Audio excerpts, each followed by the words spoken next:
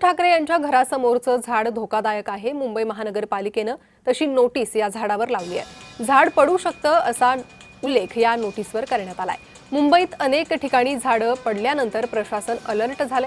अनेक झाडांची तपासणी करत पोस्टर्स लावण्यात येत आहेत। राज ठाकरेंच्या घरासमोरील झाडावरही तसंच पोस्टर पाहायला मिळतंय। हे झाड पडू शकतं असा उल्लेख नोटीसमध्ये आहे। त्याचा आढावा घेतलाय आमच्या प्रतिनिधी भाग्यश्री प्रधान यांनी।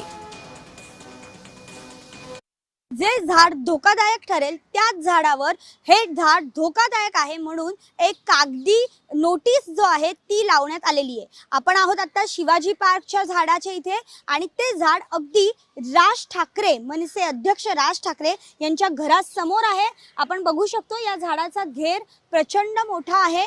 Warning during heavy rain and winds tree may fall be aware अशा पद्धतीचा हा जो बोर्ड आहे तो लिहिलेला पाहायला मिळतोय। मुळात म्हणजे हा बोर्ड अक्षरशः एका कागदी बोर्डवर लिहिलेला आहे आणि तो कागदी बोर्ड एका रस्सीने गुंडाळलेला आहे। पाऊस आला किंवा वारा आला तर हा बोर्ड सहजपणे निघू शकतो किंवा याचे जे शब्द आहेत ते पाण्यामध्ये भिजून निघून जाऊ शकतात। त्यामुळे नागरिकांना कळणार देखील नाही की हे झाड धोकादायक आहे। मात्र तरी देखील महापालिकेने असा एक अनोखा प्रयोग जो आहे तो केलेला पाहायला मिळतोय।